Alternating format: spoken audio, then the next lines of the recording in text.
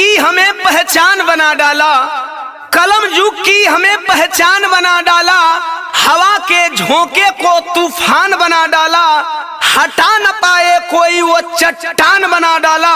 अम्बेडकरवादियों से क्या टकराएगा कोई, अम्बेडकरवादियों से क्या टकराएगा कोई, बाबा साहब ने चट्टान बना डाला।